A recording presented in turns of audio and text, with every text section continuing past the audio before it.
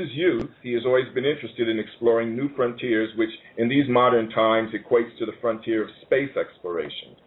When he first saw the official Mars data released in late 1999 and the beginning of 2000, he felt there were many questions that needed to be answered. The deeper he looked, the more questions appeared. There were a lot of anomalous discoveries that he felt were not being brought to the public's attention by NASA and the Jet Propulsion Laboratory.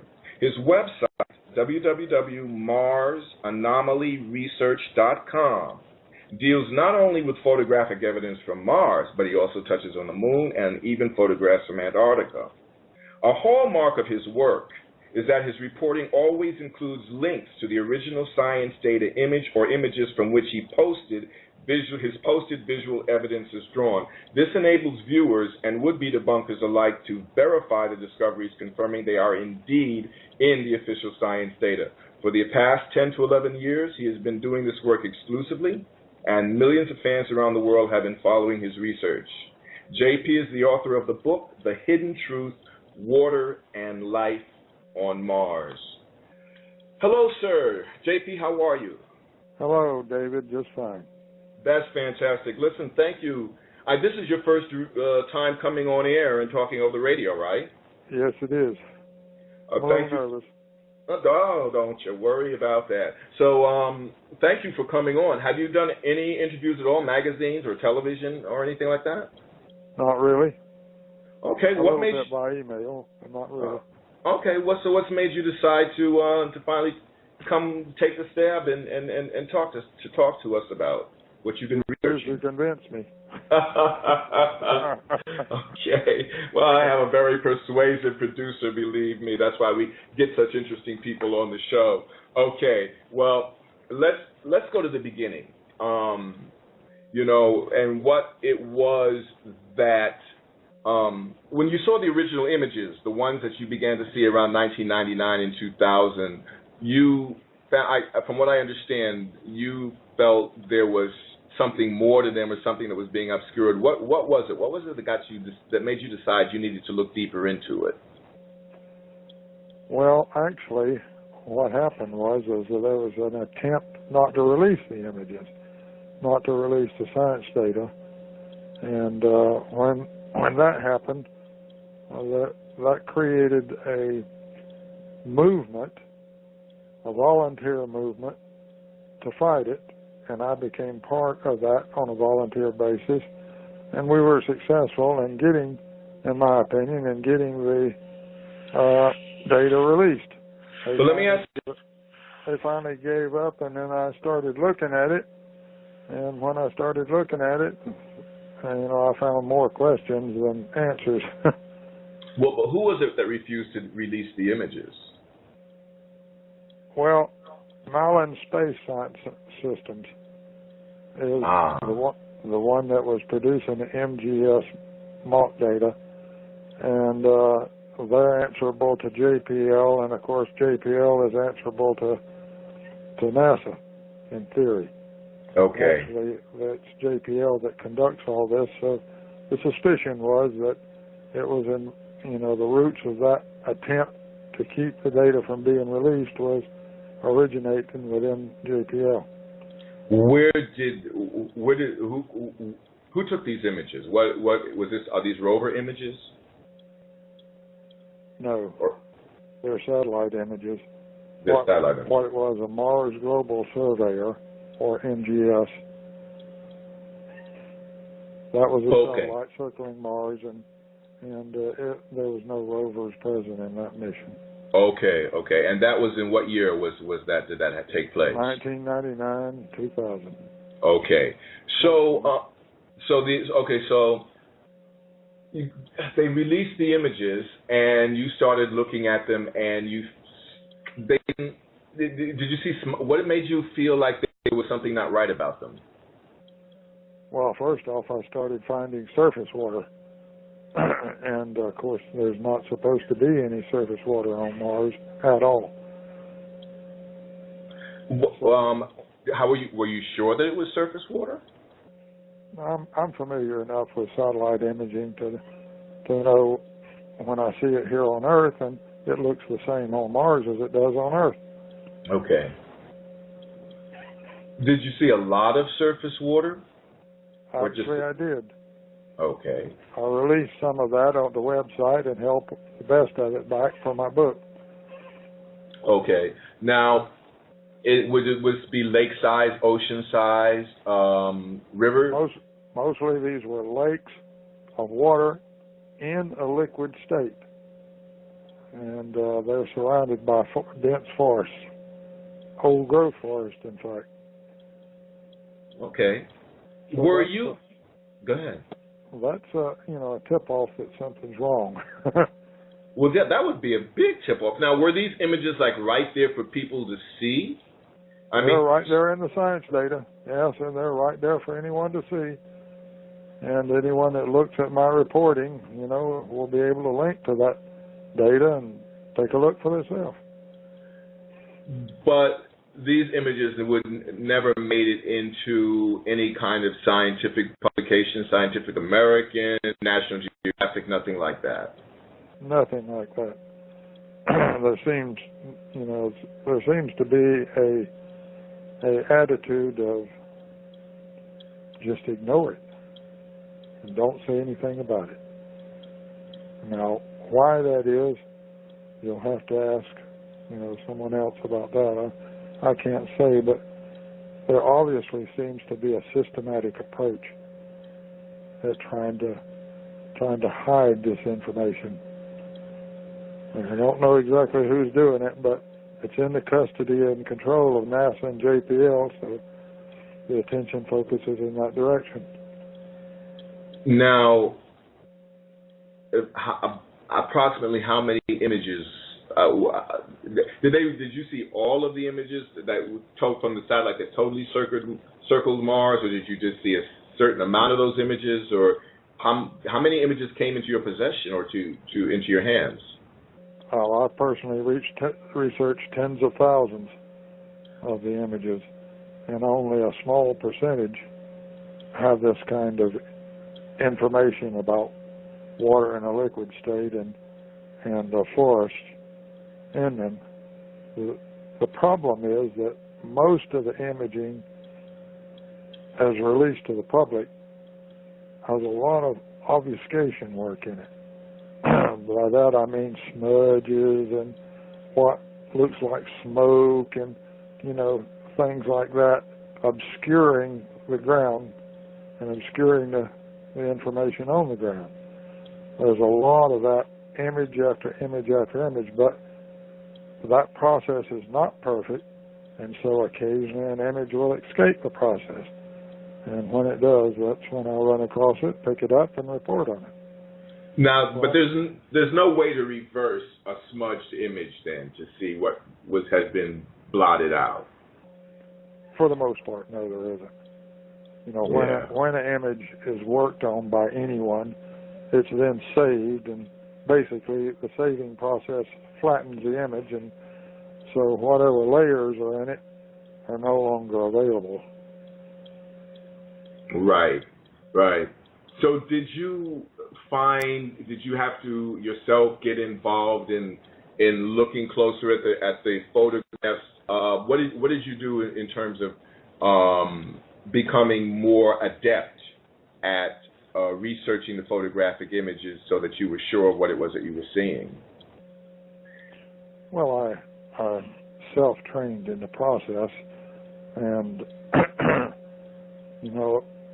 I didn't start with any baggage. So, I could afford to be more objective, I suppose, than some others that are trained in the field to start with, because with training comes conditioning. And that conditioning says, well, you will accept this, or you will accept that, but you won't accept this over here.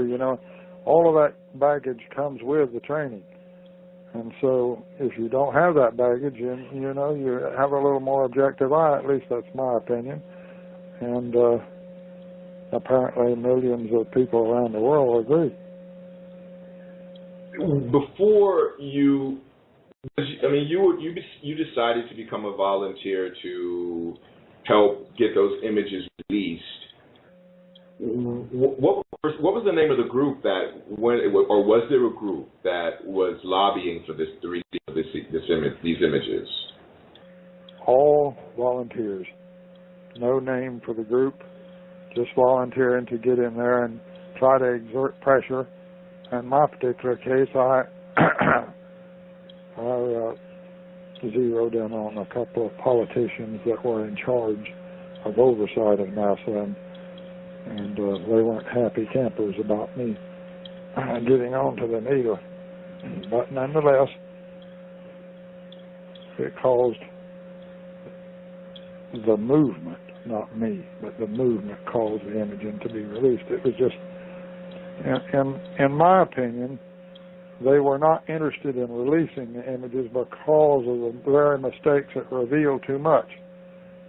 You know, these mistakes, when they miss something and don't smudge and cover it up, well, it's a mistake, and it reveals too much from someone else's point of view that is more interested in secrecy than in truth. For me, I'm interested in truth. Well, I certainly applaud that. I'll tell you that.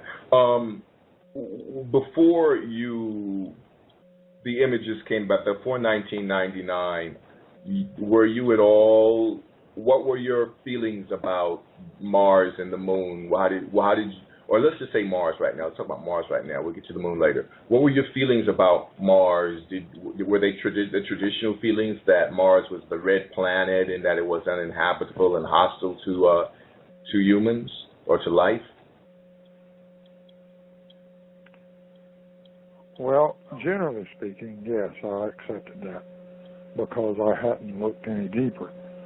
But when I did start to look deeper, questions started arising. For example, high pressures and extreme cold conditions are supposed to be the case on Mars. Therefore, surface water in a liquid state just can't exist. And that's the raw data. Furthermore, the planet is so freezing cold that it will freeze CO2 out of the air and fall to the ground as snow and ice. But the atmosphere on Mars is supposed to be, speaking, 95.35% CO2. That doesn't, that leaves less than just a little over 4% for everything else in the atmosphere. Mm-hmm. So, the atmosphere is supposed to be poisonous by many times over to human beings. And therefore, it's just a really bad place, when it comes to the official position. However, this evidence that I found within their own science data indicates that there is surface water on Mars in a liquid state, which means the temperatures can't be as cold as the official position says they are. And most of these water sites are surrounded by dense forests. And those forests, of course, all of that adds up to the temperatures not being as cold as officially presented.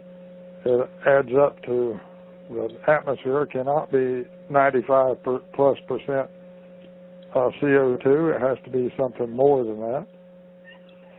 So, different than that, not more, but different than that. Right. So, the visual evidence tells a completely different story. That's the point. And all of that visual evidence is verifiable right in the science data. Are you one of those folks also that feels that the red color that is attributed to Mars is also disinformation, that has been tampered with in Photoshop? Well, let me put it this way. I have in my possession right now an image that shows a man sitting in front of two large monitors, and this is a man that's in charge of the reporting from Mars for NASA or JPL, I forget which. But on those two monitors, now they're showing on the public TV, they're showing the red planet with the red atmosphere, red colors, you know, and the rusty reddish colors. But on his monitor, on his two monitors, it's showing blue sky. And I'll be reporting on that too. Okay, those images are not on your website yet, or they will be. No. Okay. No, that's not on my website yet. Okay. Well. So that, you know, pretty much tells its tale too. Well, that certainly does, and that certainly answers my question. I'd seen this clip on the internet of a supposed 50s, I think, clip of a spaceship landing, astronauts landing on Mars. Have you seen that, or do you think that's plausible? You mean the large spaceship on Mars? Well, it wasn't large. It was a landing. It was a landing. It was a ship coming in to land on Mars. They were getting ready to land on Mars. It was supposedly a NASA film or secret film or something of astronauts actually coming in and getting ready to land on Mars in a spaceship. I haven't seen that. You haven't seen that, okay. No. But tell me about what you were talking about, though, in terms of the large spaceship on Mars. Now, what is that? Well, that wasn't on Mars. That was on the moon. That's on the moon, okay. And there's supposed to be a secret Apollo 20 mission to Mars to salvage what they could off of that spaceship. And they're supposed to be nearby it. There's supposed to be an old abandoned city. Oh, now you're talking, we're on the moon or we're on Mars? We're on the moon. The moon. Okay. That's currently enjoying a lot of publicity. Now, in your book, the Hidden Truth, Water and Life on Mars, you don't deal at all with the moon in that book. Then you specifically are just dealing with with Mars. That's right. Okay. And I'm specifically dealing with surface water in a liquid state and forests, both of which, you know, tell a story that's different than the official position. Before we get to the moon, and this is something that I have seen from postings, is that I've seen people post images in which they claim that there are people and animals living next to, a stream with a bridge across it, and all of this is on Mars. Now, does that sound that far out to you? That sounds too far out to me because, and here's my reasoning. The reasoning is that the resolution in the satellite imaging is far too poor to be revealing anything of that size. Okay. Now they have released information about what the images are supposed to reveal down to pixel level, but in my experience that is not accurate. And in my experience, there's just nothing of normal size that can be seen in the satellite imaging on Mars. Now, rover imaging, is a little closer, but that has a different set of problems. Okay. What would be the problems with the rover imaging? Image tampering. Okay. Just that simple, image tampering. Okay. But even then, mistakes are still made. Right. David, and still there's still evidence that comes through. So my reporting on Mars from the rover imaging indicates that. Do you think that the humans, that there is, okay, if there's water and there's trees, then it would not be far-fetched to believe there's some kind of life form or life on Mars as well. And that's the point. That's the point. The fundamental basis.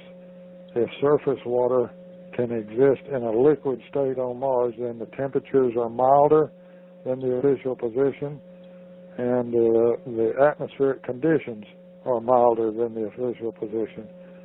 Now that leads to the speculation then that life beyond forests and beyond, simple animals and that sort of thing, life can exist there at human level or beyond, and in fact it does.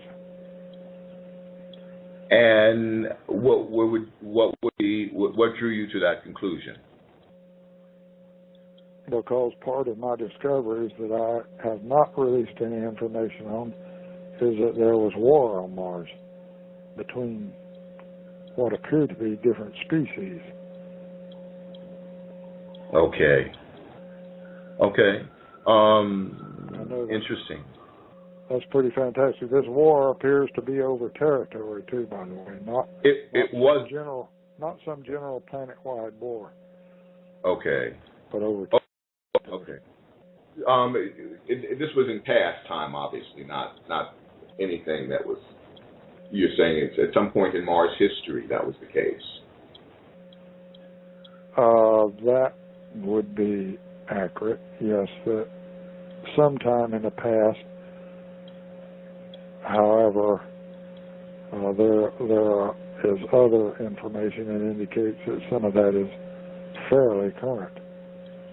This is not likely to be ancient war. It may be, old and over with, but it's not really that ancient. Is this the people that follow you and that follow your work and your research? When could they get a glimpse of these images or hear more about this? Can you elaborate on that? Well, yeah, what you just said about the war, the evidence that you have about the war that you haven't released yet. I guess my question is, for the people that are your fans, when would you consider releasing that information? Probably close to the end of this year. Okay. All right. Is that in photographic form? I guess it is in photographic form, eh? Yes, satellite imaging. Satellite imaging. Okay, well, there you go, folks. That's really something to look forward to. Tell us, JP, so between the time that you accepted the general theory of Mars and now that you've really done all of this research, how much has that changed? Not just your perception of Mars, but your perception of the reality that we're in? Well, it certainly changed my perception of the reality on Mars, and it changed my perception of trust, for those in charge of space exploration. It certainly changed my level of trust in those people, that's for sure. Now, this situation here of not telling the truth and obfuscating just about everything and keeping everything in secrecy, that leads me to believe that we have a group within our world government that is promoting illusion and not truth. Mm-hmm. And worse, the scope of it is so fantastically large that it's just unbelievable simply because of the scope of it. And that's one of the things that they're dependent upon.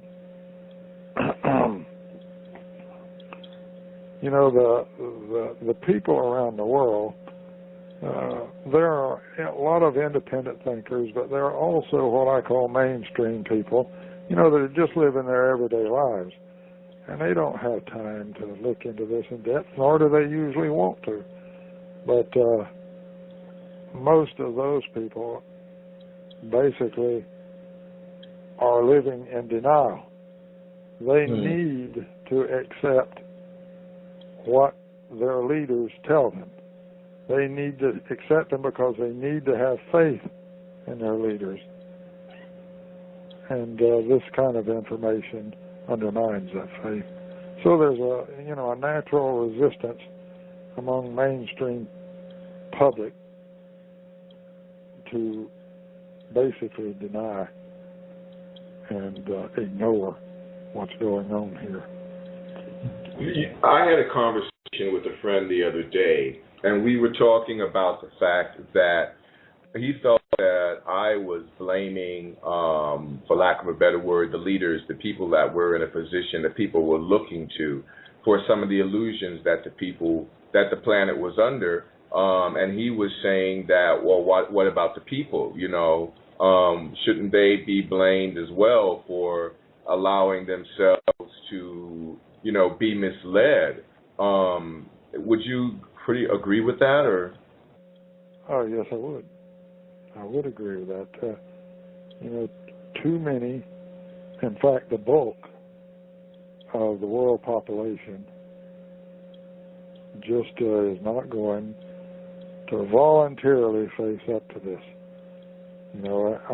Because it has implications that go far beyond just simply smudging, visual satellite images. Yeah. And it goes far, far beyond that, and the implications are scary to those kind of people. But, real independent thinkers, it's not so scary to them because they realize that, something's got to be done about it or it'll get worse and worse and bigger and until basically there'll be some kind of collapse and bad things will happen. Let's go back to Mars again, and tell us, for the people that will be tuning in, and we will have, not only do we have the live listeners now, but we will have people that tune in archive. So I want them to know, and some of them may already be fans of yours, and some of them will be new, a little bit about what you cover in your book, and what the chapters might cover, or give us a brief synopsis of your book about the hidden truth, water and life on Mars. The book is basically in two primary sections. The first section deals with water and surface water in a liquid state. I keep saying that liquid state because it's very important and fundamental to understanding. It's in a liquid state, unfrozen state. And that's the first part of the book, and the evidence of that, a lot of visual imaging, evidence of that's verifiable right in the science data. Now, then the second primary part of the book is about biological life, and that basically means forests. The fact of the matter is that the resolution in the satellite imaging poor resolution combined with smudging and image tampering, basically destroys so much information. And so only the things that are really vast on scale can be seen. Mm-hmm. And the book deals with those kind of forests. They're all vast on scale, and they can be seen. And that information is also verifiable right in the science data. And, it's amazing that none of these scientists will step up and put their reputations at risk. Well, I think it's more than their reputations. I think it's their lives and the lives of their loved ones that also employment. Sure. It's this is the government employs 85% of scientists. Did you know that? No, I did not know that. Well, there you go. Wow. That says a lot right there. 85% of scientists. Yep. Okay. That's a pretty impressive number. So I guess I can... When it comes to NASA or JPL is the primary investigation unit, if you want to call it that. Mm-hmm. And both of these organizations are riddled with military intelligence people I mean, riddled with it, all up and down the line, but mostly in the upper positions. Mm-hmm. So, their agendas. Yeah, go ahead. Military intelligence agendas are at work in the space exploration. I don't think that very few people really understand that, how prevalent it is. Do you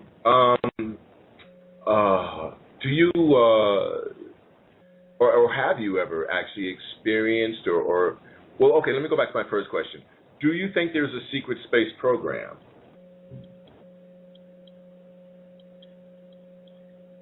I suspect there has to be. I can't say that I know it for certain, but I suspect there has to be, because all the secrecy. Why would all the secrecy be there if it wasn't also shielding something like that? Okay.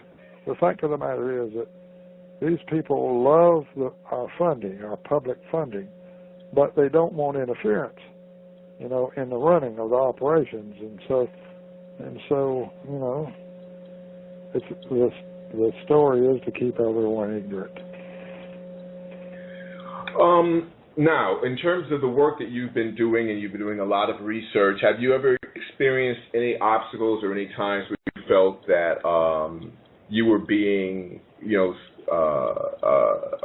work was being thwarted, or they were out to sort of give you a hard time in terms of what it was that you were doing and saying?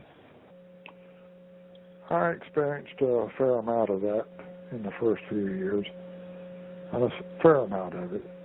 And I can tell you this, that when I first started out, the number of black ops organizations monitoring my work exceeded the public number. Okay. I could tell by the source addresses, Mm-hmm. and I used to keep track of that, but I don't anymore. When I got upset one time, they split it from Langley over to California and put some in New York, and I keep an open stance.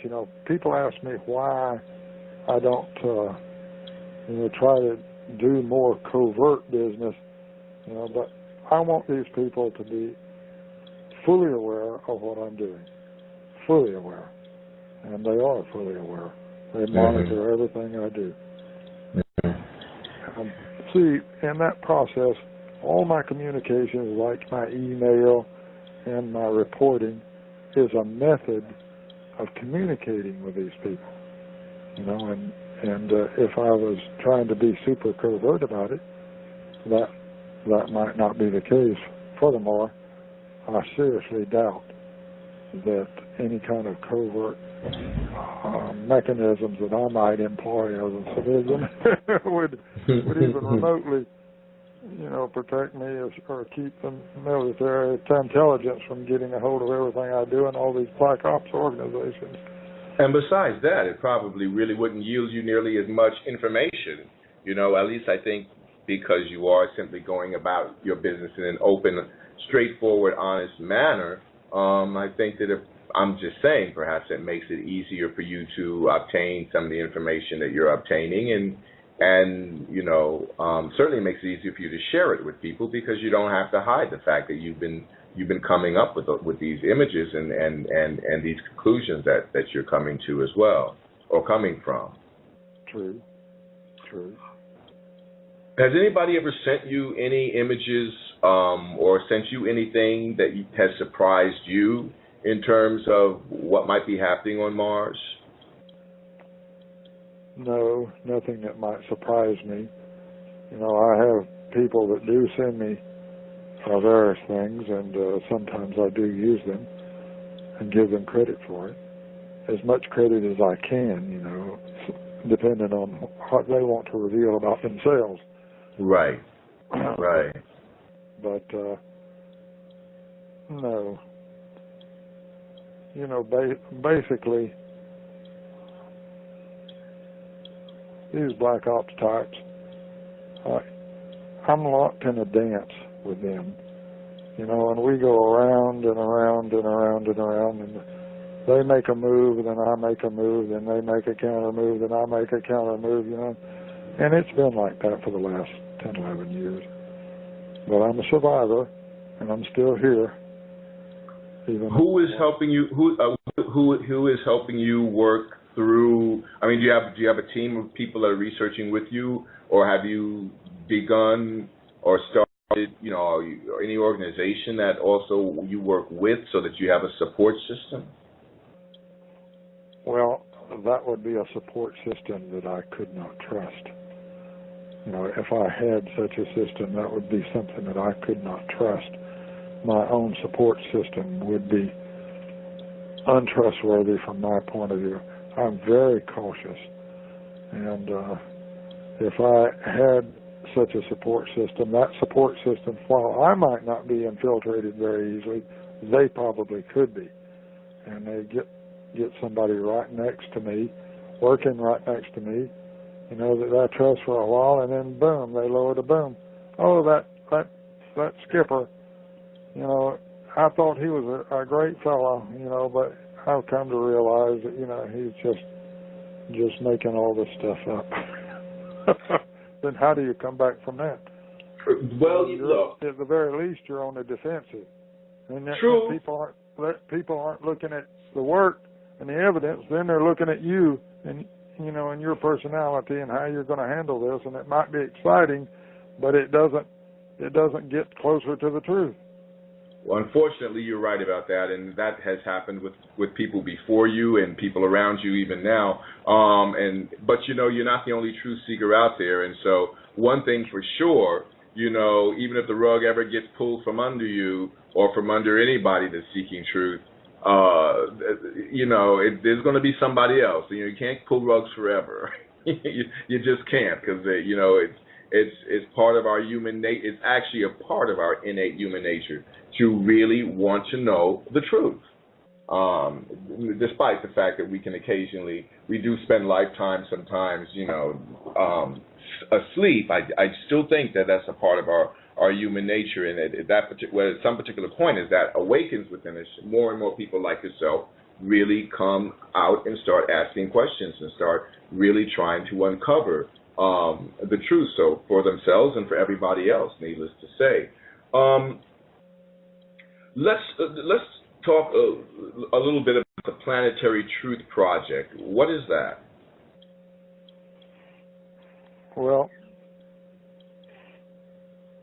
after I had been doing this for a few years, it became apparent to me, in my opinion, and it is an opinion, that the science data that is released for public consumption is not the true science data. The science data that is released for public consumption is obfuscated material, and somewhere there exists the real science data without all that obfuscation. It contains all the answers to all the questions that we might pose at this point in our development. And so my position is that exists somewhere. Certainly they're not going to throw it away or dispose of it. So, you know, it exists, and we need to get a hold of it. And what we need to do is to establish an organization like the Planetary Truth Project that acts as a cover for people who are insiders that would like to step forward safely, you know, and reveal what needs to be revealed. Of course, there's still a problem. You know, I have people, insiders, who are giving me information. For example, they'll give me images, and these images can be striking, but they can't be verified. See, the problem is they're from the original data, and they can't be verified in this obfuscated data that's released to us. So, you know, I just accept that and move on and keep moving on. Okay. So the Planetary Truth Project, is that something that people join? How do they get involved in that? Well, at the website, there's information on how to get involved in that. And Okay. the whole idea is to try to generate enough media exposure through numbers, to eventually develop the kind of pressure we need to put on these people. Very similar to the original fight, that got the data released, the MGS data released. So that's basically what the Planetary Truth Project is all about. I'm telling people, that what you need to do is you need to get on board, and you need to start with the media and start emailing the media and try to persuade the media to display some of this material so that more and more people will see it, and as more and more people see it, more and more people will come on the Planetary Truth Project, and eventually it'll reach a state where it can protect whistleblowers. Right now, whistleblowers can't really be protected practically. No, it appears that whistleblowers don't really seem to have much luck even right now, and that's a sad thing. But hopefully that won't be the case for very much too longer, for sure. Now, you eventually moved away from Mars, or somehow you got interested in what was going on in the moon. And how did that come about? Well, a person, I forget who it was, but a person emailed me a picture of the moon surface asking me, what in the world is this? And began to look at it, and it was from the Clementine imaging data. And this is a Navy and Department of Defense data. Now, when I saw that, I knew immediately what it was, because it was smudge covering some kind of tower. And that tower was way off the ground, and the smudge, the technology, the image tampering technology of that time, the Clementine data time, wasn't really up to snuff. And when they smudged over something, instead of that smudge bleeding out into the surrounding terrain and blending in with it, the smudge tended to collect around the object being hidden and conform to it, revealing its general shape. Right. And so I did a lot of research in that Clementine data and did a lot of reporting from it, and showed all these damn towers and big, huge objects. Now, they have since been sanitized from the data, and I warned it that would happen, because it is Department of Defense Navy data. And I can do that. I did. Is this the dark side of the moon these towers were on, or were they on the or not, or the other side? Mostly on the dark side. Mostly on the dark side. Wow. So, what are your feelings now in terms of? So you decided that to look further into the moon. Did you discover anything? You mentioned something earlier about the city on the moon. Well, this is something that is currently in vogue. There's supposed to be a gigantic spaceship on the surface of the moon that's supposed to be several million years old, and it's a crashed spaceship, and it's hit by meteors and after it crashed, and so and nearby this crashed spaceship is supposed to be a city, an abandoned city that's in really bad shape. Now, the fact of the matter is that when it comes to the verification process, that's kind of a slippery slope. And I have not reported on that because it is such a slippery slope in the verification process. And when it comes not to the spaceship, but to the so-called city and visuals on that city, well, those visuals are out there all over the internet, but the shadows that should be being cast by tall objects just aren't there. So, I have a lot of reservations about that. Okay. Okay. Do you think that there is an intelligent civilization, though, living on the moon? Have you come to that conclusion at all in your research? Oh, yes. I absolutely do believe that. The Clementine data, it's just one big, huge structure after another that was hidden by that smudge treatment.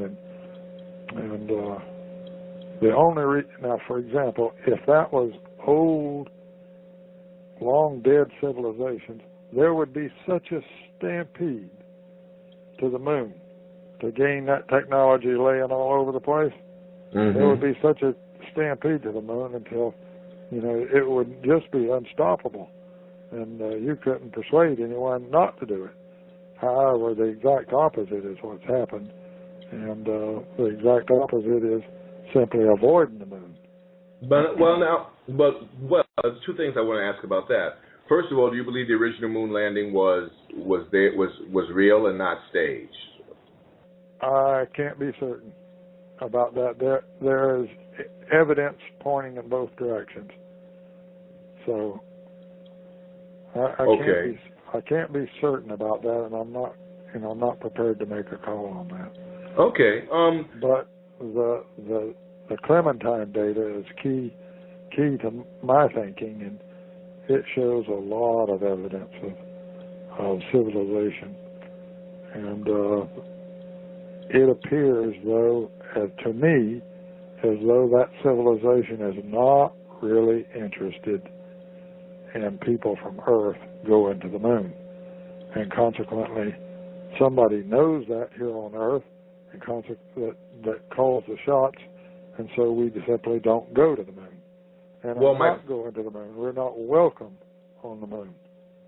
But my question then would be, is it possible, since you feel, and as others do, and I kind of myself feel that way too, that there is a secret space program, so it's possible that they could be going back and forth all the time, but we would not be, we would have no way of really knowing that.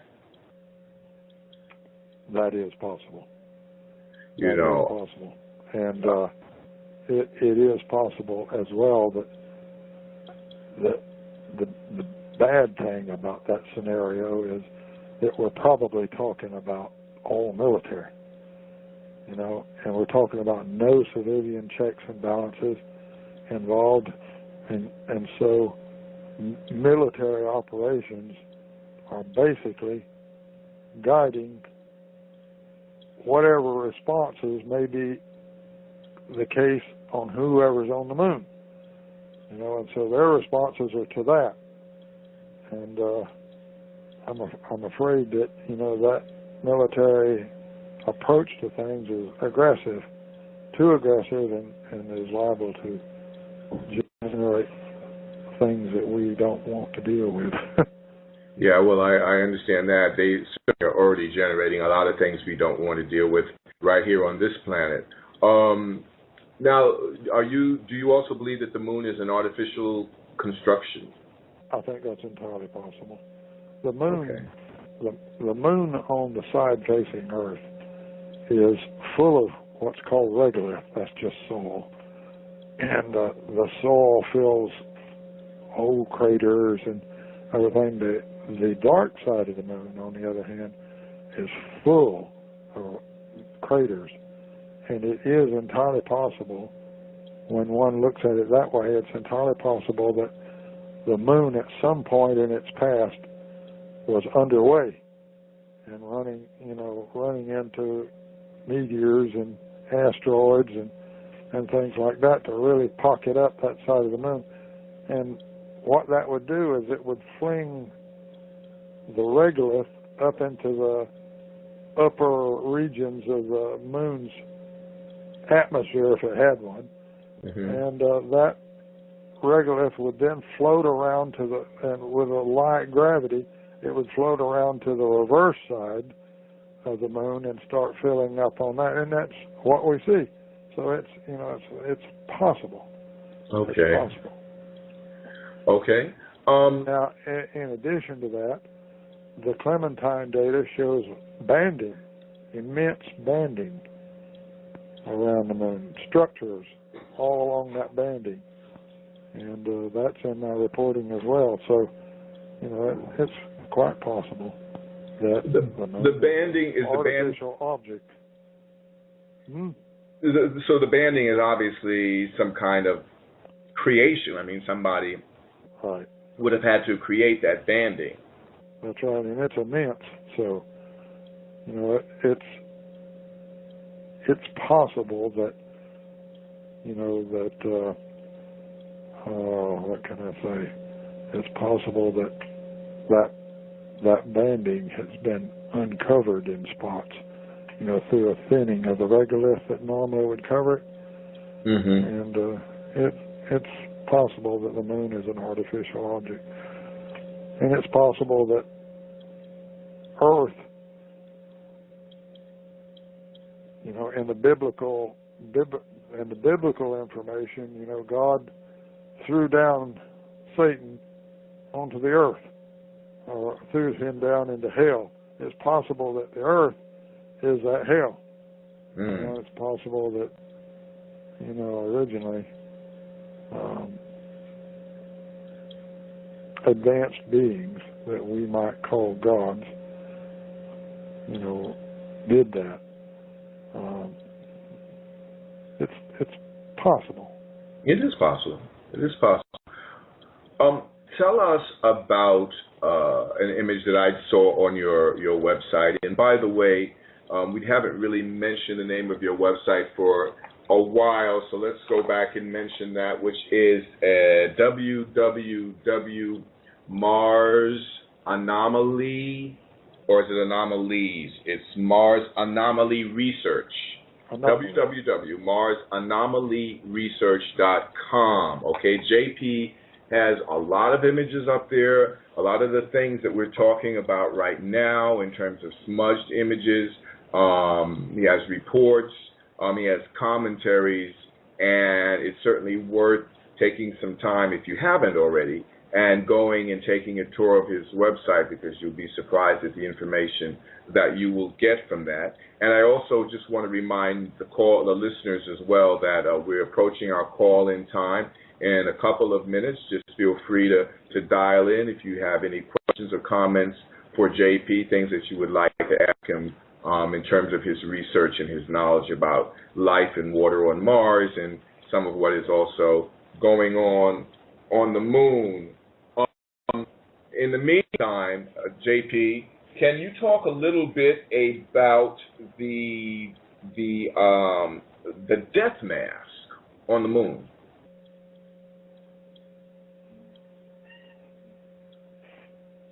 Well, that appears to be a construction on the moon meant for people on the Earth side to see. And I'm going to say that I suspect there are others that have been smudged out, but at least there's that one, and we're supposed to, it sends a definite message to people from Earth. It says stay away, because it's a human death head as a monument. It's not a person, it's a monument. And it tells its own story, plain as day. Don't mess around here. And if someone is occupying the moon, one can understand that. I mean, here on Earth, we don't have a wonderful track record in dealing with our own people and our own Earth people, much less dealing with someone who isn't us, who may not be us on the moon. And so I could understand that. Okay. I want to come. Yeah, sure. Go ahead. I want to come back to that in a minute, but I see that we have somebody on the line. So let's get Mike from Washington on and have him talk to us on air for a minute. All righty. Hello, Mike. Hello. Hello. How you doing? Welcome to the bright side. And how are you today? I'm doing just fine, thank you. Fantastic. You have a question or a comment for JP? I have a comment. I follow Mr. Skipper's work. I'm just a hobbyist ham radio enthusiast, and I take this stuff. I'm not a person to take everything at face value unless I research it myself, just like he has. The interesting part about his work is that I think, and I've even emailed him a email, that this stuff that we're seeing on the moon and on Mars is actually, I think, personally, is not alien stuff. See, we can explain alien stuff that you see it on TV. It's easy to say it's alien, it's UFOs, and all this other stuff. I believe this stuff is what we're seeing is products of past civilizations on the Earth, just like when they've done all of the satellite imagery of the Earth in 3D, and they've found civilizations on Earth that push back archaeology. These guys just have to throw what they know out the window. So I think a lot of this stuff that we're seeing is technologies of some type of human race, and that, in fact, has got them boggled. They can't explain away the implications of human civilizations prior to us, because we think we are the big persons on the block. Okay. What do you say to that, JP? What do you think about that? I think I think Mike is on the right track. There's one thing I will add, that my warfare evidence indicates that, and my website evidence indicates that human or humanoid people are on Mars now, and that would tend to go along with what he's saying. On the other hand, the warfare evidence that I have, that tends to indicate that if they're human, then they're living very drastically different than what we might be used to. And it appears to be, the war appears to be between fringe elements, not between humans and someone else, but between fringe elements, and that leads me to believe that there are different species on Mars, either have been or still are, and that's where I'm coming from. Okay, Mike, what do you think about that?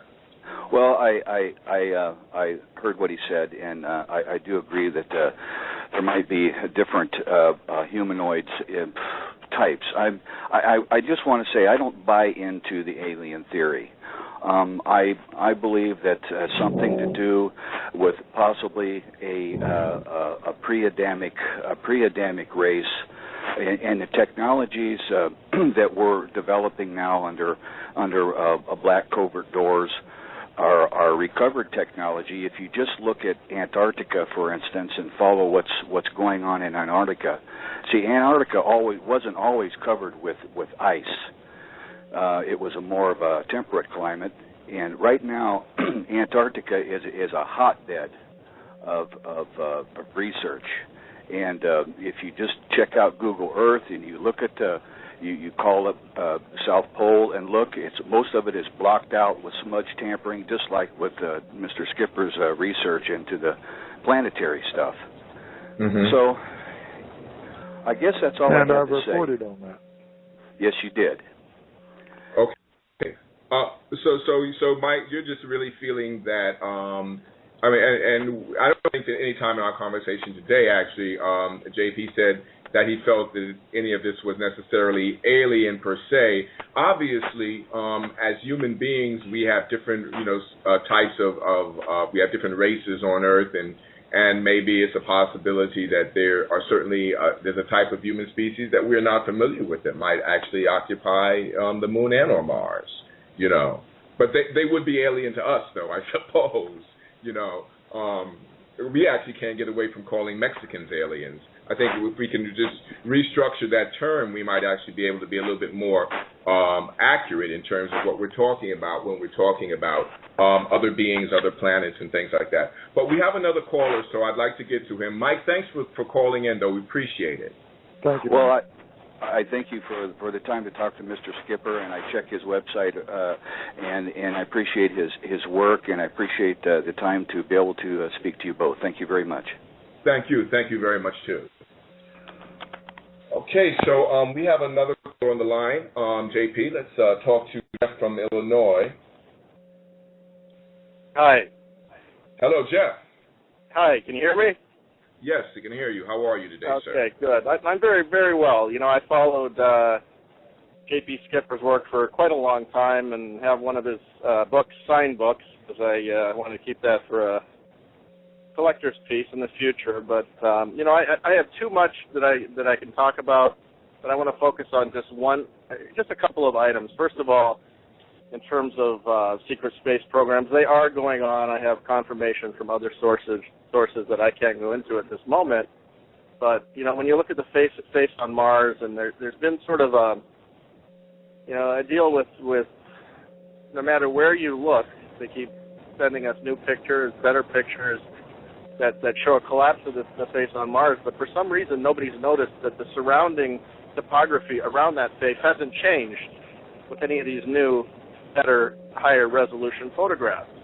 And I haven't seen anybody make a comment on that fact that, you know, everything else is exactly the same around that structure. Now, Richard Hoagland goes into all sorts of goofy stuff, and I really don't follow him that much anymore, but Mr. Skipper's site is full of, you know, photographs that are absolute, you know, as far as I'm concerned, proof of, you know, structures on Mars. Now, you know, Buzz Aldrin himself has claimed in public that there are structures on Phobos.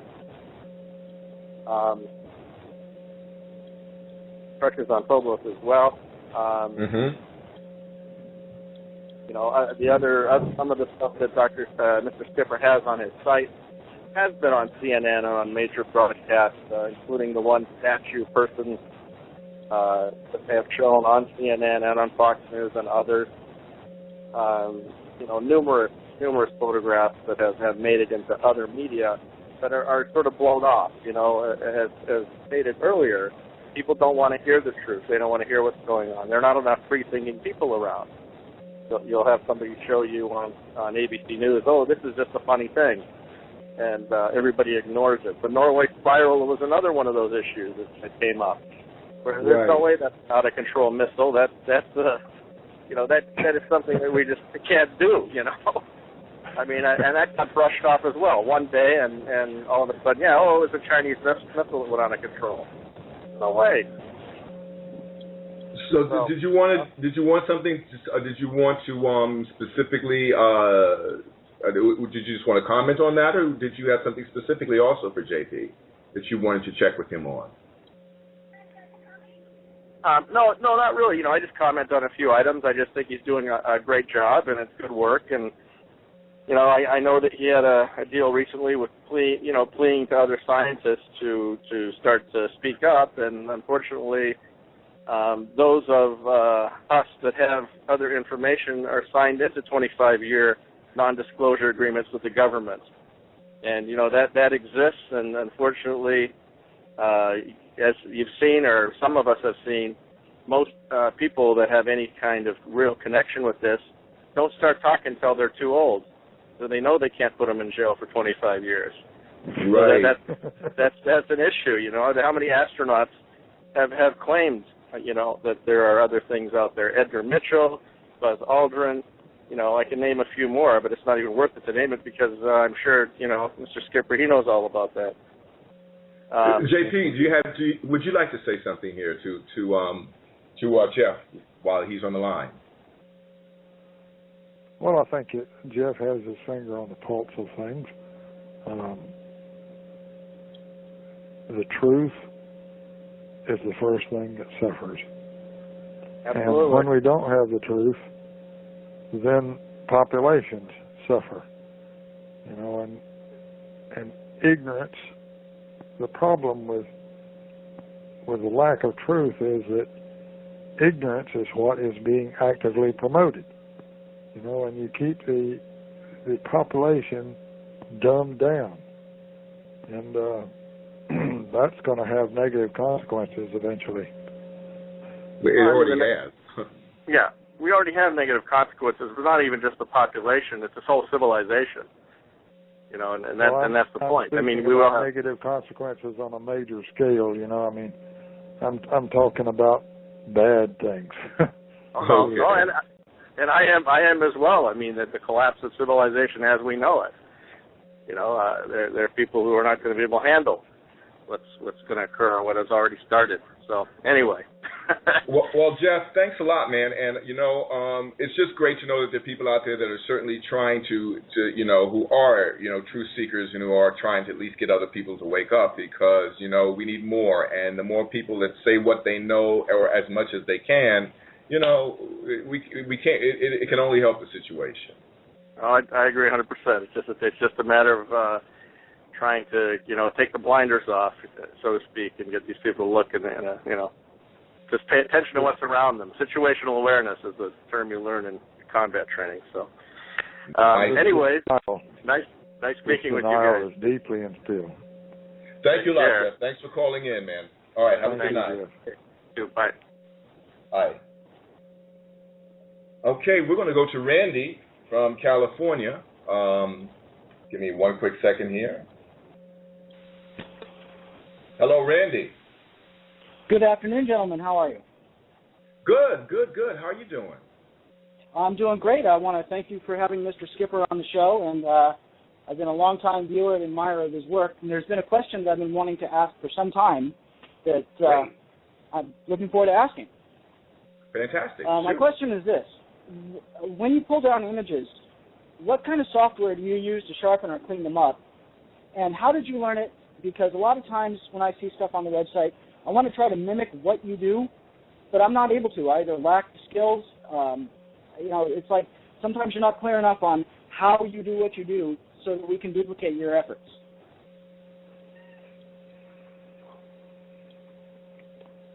Well, Jake? Yeah. The duplicating my efforts, that's going to be hard because it's a lot of subjective judgment. I keep my eye on the evidence, and it's usually poor resolution and in poor shape.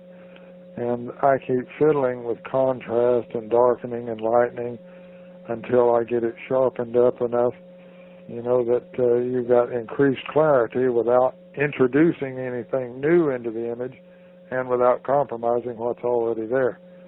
But there's no cut and dried formula. I just keep watching and keep making my adjustments, mostly through contrast and lightening and darkening, dependent upon that, depending on what's in front of me. Well, an example would be Hail Crater. When you look at Hail Crater and you make some of the changes, critics claim that it's just image pixelization. And it doesn't look right. I mean, you can come up with some real fine-looking buildings on that. But how do you respond to critics that say it is simply JPEG pixelization? Well, it's definitely not that. And of course, when if the problem ever comes out in the open, and the people start, getting the work, and graphics specialists start getting to work on it, they'll find out right quick that it's not JPEG compression. What it is, though, is there is some JPEG compression artifacts present in the top layer. The trick is that JPEG compression artifacts went into that top layer on the backs of the color that was added. And when you desaturate, in other words, take the color out of the image, you're taking the top layer out of the image, and all that JPEG compression artifacts is gone with it. And then you start working at it from there. That's key to that particular piece of evidence. That's because when they save that out, they apparently worked on it at the last minute, and the upper layer was active, and it can be defeated by desaturation. So the obfuscation is intentional. Say again? The obfuscation is intentional in what they're doing. Oh, yes. Yes, but... Okay, so he's saying that he is saying that the obfuscation information is definitely intentional. Oh, so does that kind of clear up some of what you were wanting to ask? That does. I appreciate it. Thank you very much, gentlemen. Have a great afternoon. All right. Thank you. Thank you very much. Okay. Take care. Bye-bye. Appreciate Take care. All right, we're going to go to Sean from New York. Hello. Hello, Sean. How are you? Hi there. Hello, Mr. Skipper. I used to write to you all the time. Sean Stinson. Yeah, we had a lot of back and forth emails. I would, again, thank you for your work, your excellent work, and this man is definitely telling the truth. Even if we've disagreed on a couple of conclusions as to what we're looking at, we know it's something for sure, Well, conclusions are subjective. Yeah, I mean, until we actually really go there ourselves, it's very hard to really, especially when you have this tampering with the photos, which is definitely going on, as you can tell. And like you were saying about the guy with the blue skies on the monitors, and I've seen some slideshows with the blue skies from the actual rover shots, and then they show you on the Discovery Channel almost all computer generation, and just a bunch of redded over, tinted over, and every once in a while they throw in one. It's just, it's pretty obvious if you're really paying attention. It is. Jake? Hello? Yes.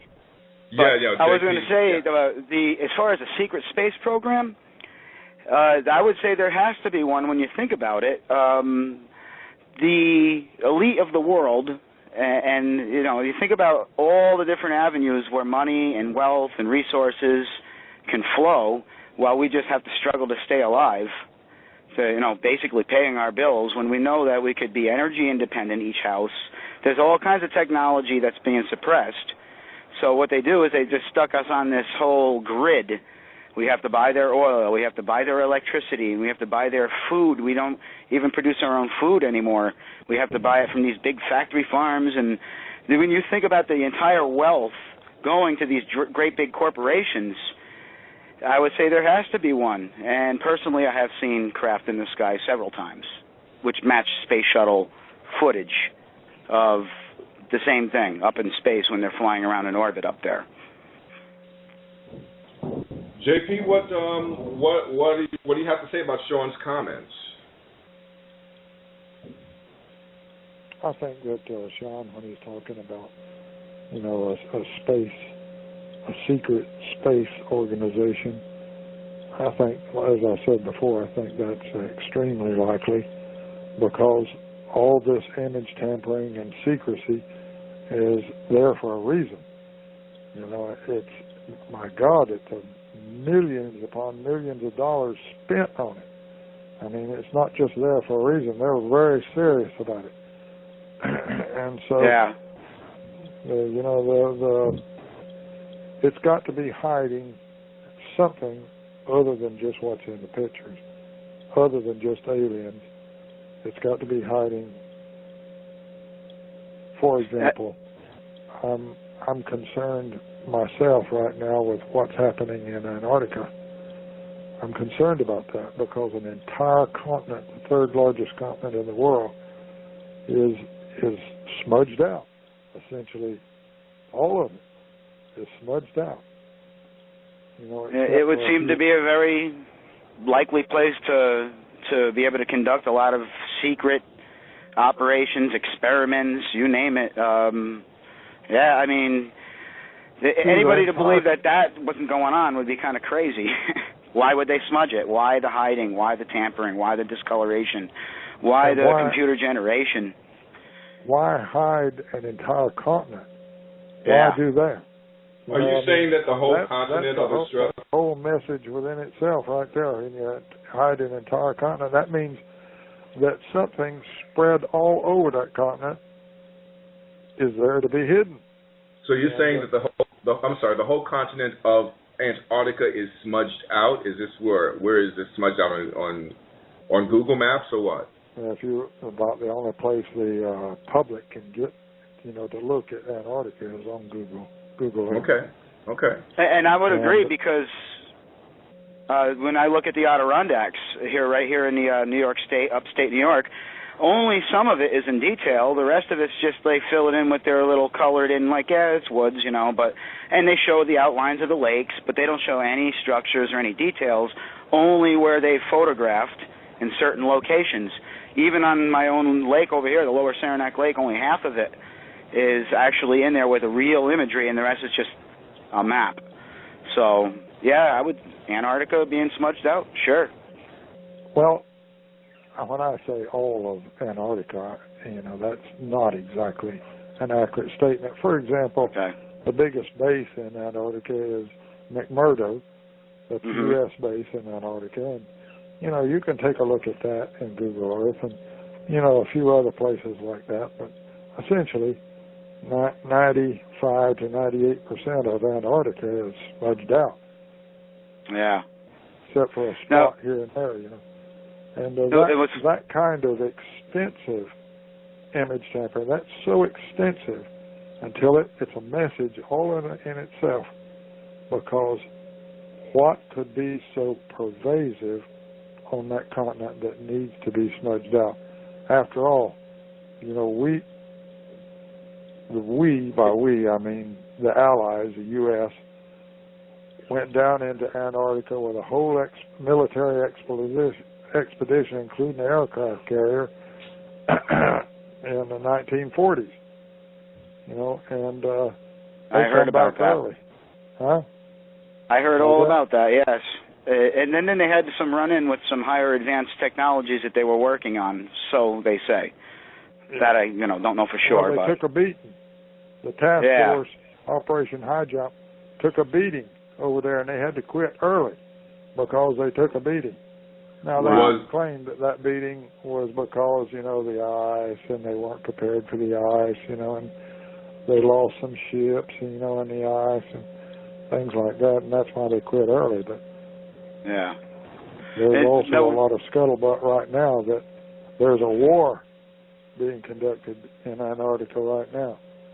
Wow. Oh. I would think that it would fractalize and people would start to, go against each other when they get these advanced technologies going, for sure. Well, I think that there's also a scam afoot having to do with 2012 and Nibiru and an Anunnaki and the fact that 4 different countries went up to the moon independently to see what was on the moon.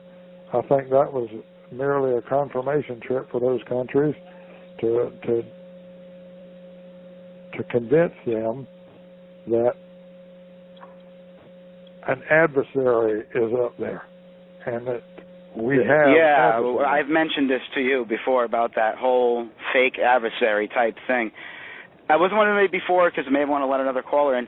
There's another thing with the hiding of Antarctica and all that, but at the same time, all of the stuff on Mars, and I think the biggest, most definite proof of a city is when you look at the Hale crater images.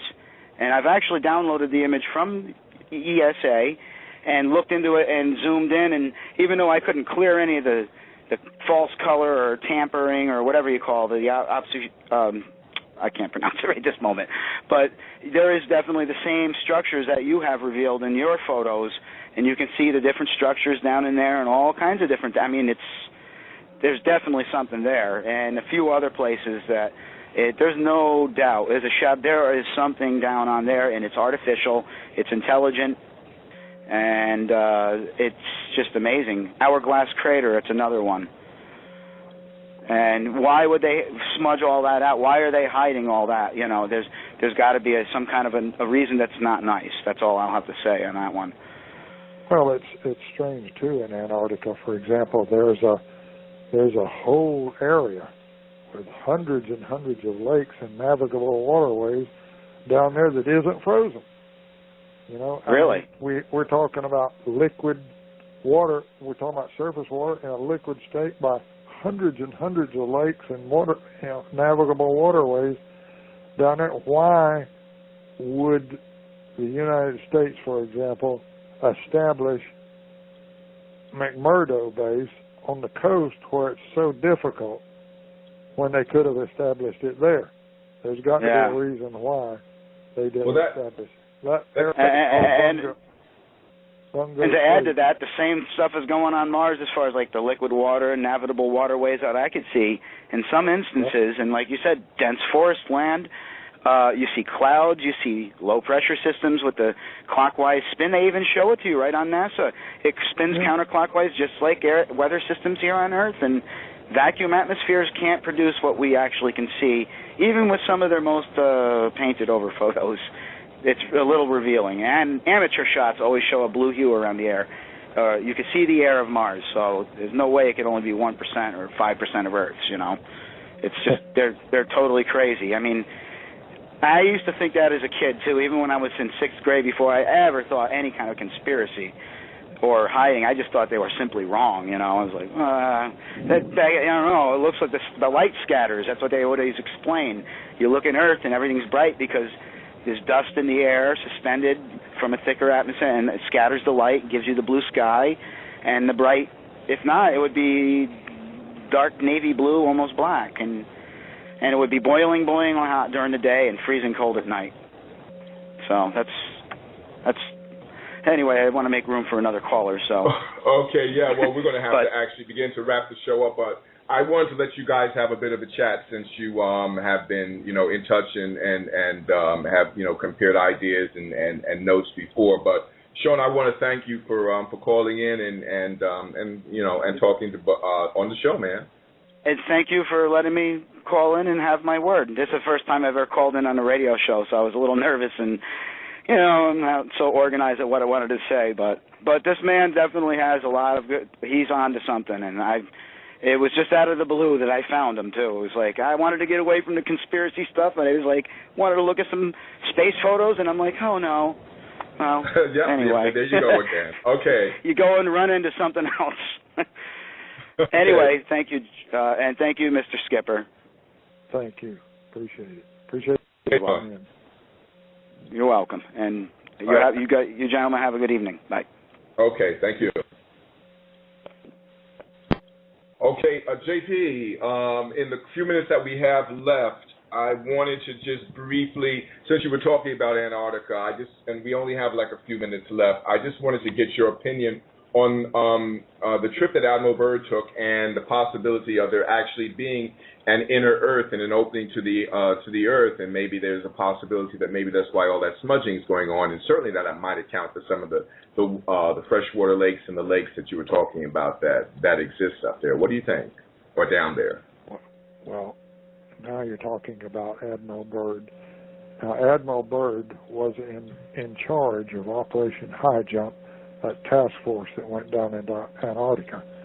When they started having problems down there with that task force, Admiral Byrd separated, and he went north into the North Pole, and not the South Pole. He went north to the North Pole, and he flew over the North Pole, and he had one navigator with him. They were just the two men, and supposedly he encountered a race of people up there, and these people were humans, but aliens. And they had extremely advanced technology, but there was no connection. I'll remind you of this. There was no connection between Admiral Byrd's final statements about that trip to the North Pole and the Hollow Earth theory. So. Okay. Well, I wish we could talk a little bit further about that, just to find out when you say there is no connection. But we're not even going to have time to talk about that right now because we're definitely running out of time on the show. So let me just shoot a great thank you to you. You did a great job. Thank you so much for being on the show, and I'm going to talk to you on the other side of the ending. I just want to thank you guys for calling in, all of you that called in.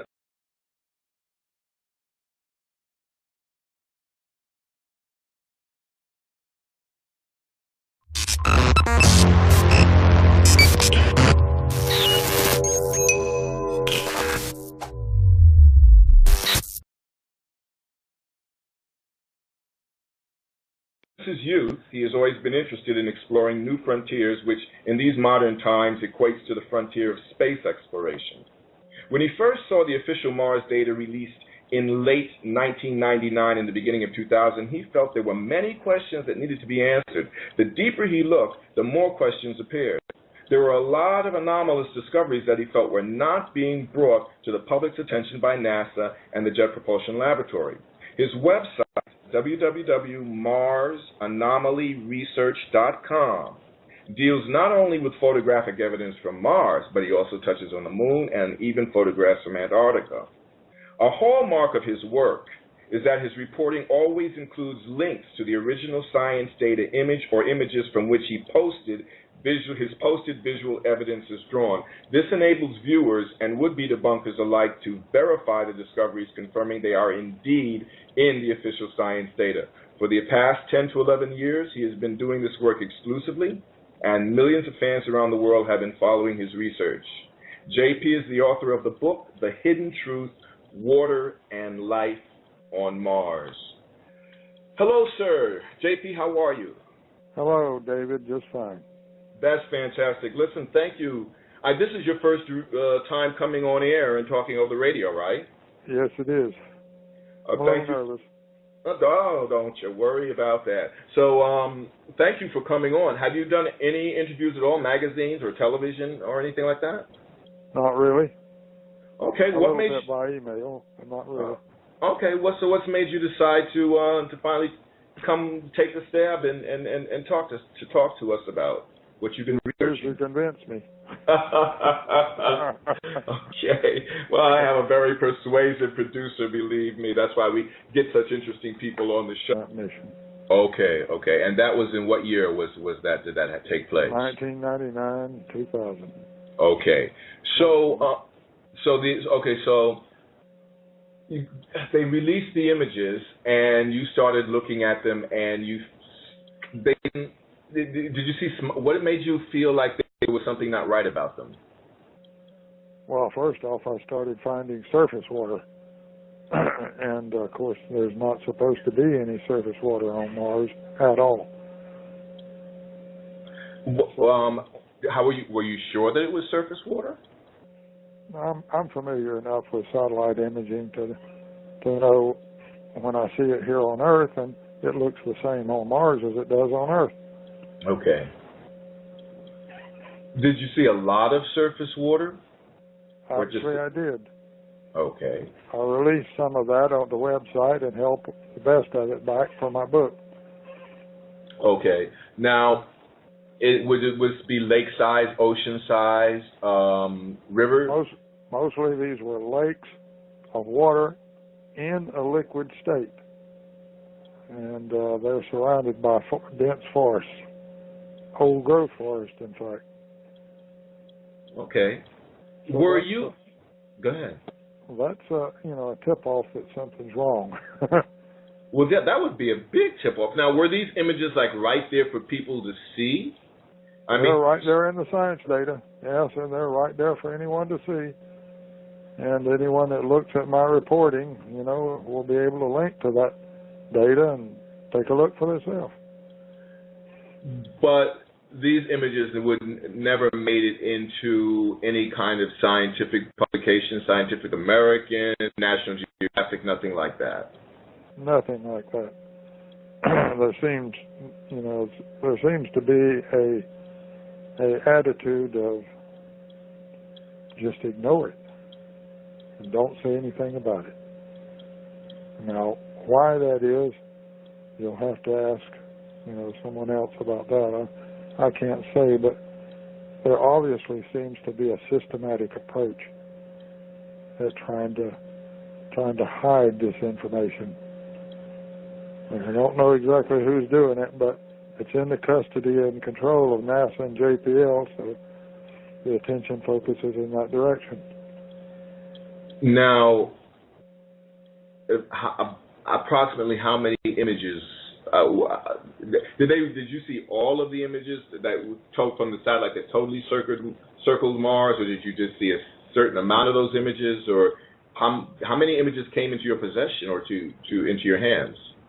I personally researched tens of thousands of the images, and only a small percentage have this kind of information about water in a liquid state and a forest in them. The problem is that most of the imaging as released to the public has a lot of obfuscation work in it.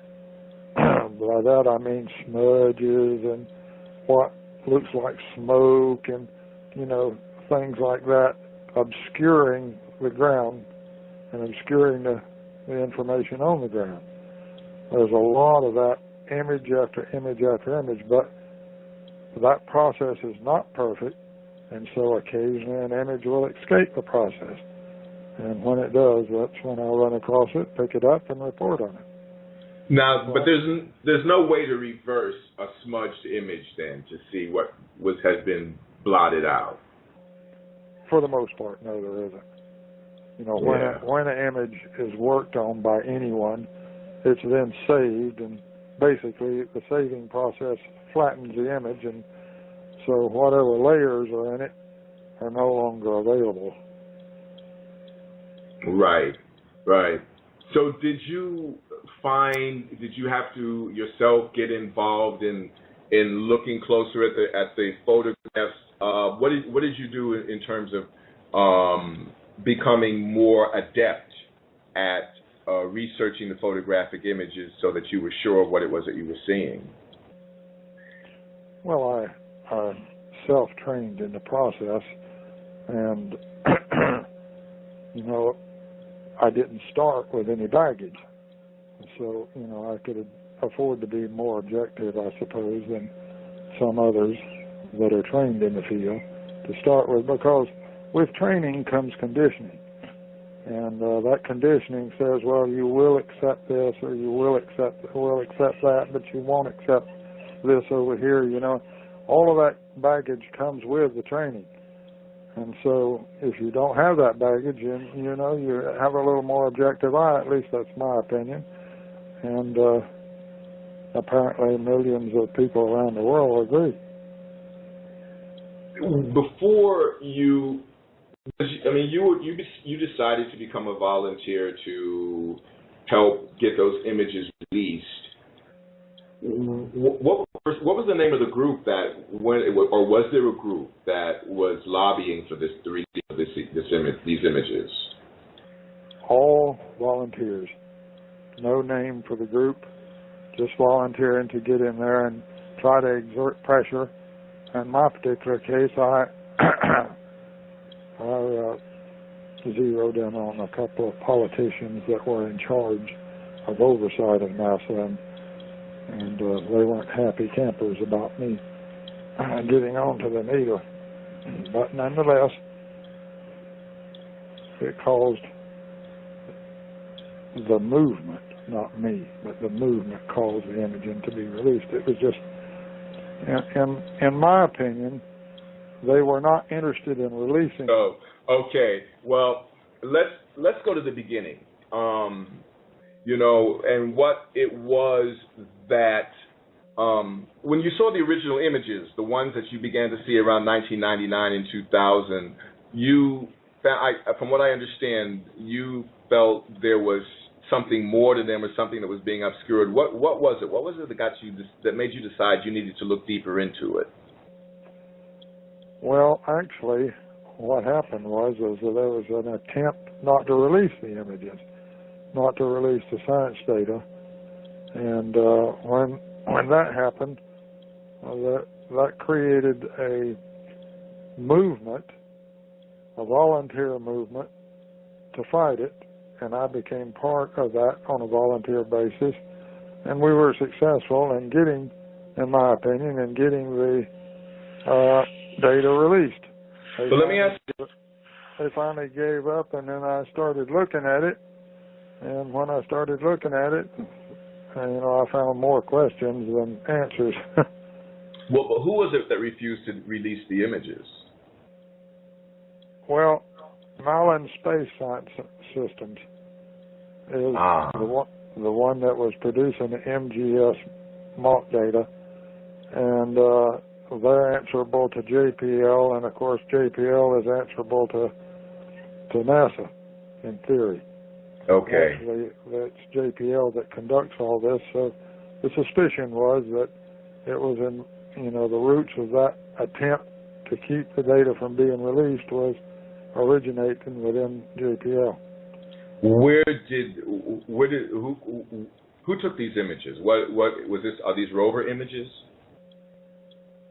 No, they're satellite images. They're satellite images. What it was, a Mars Global Surveyor, or MGS.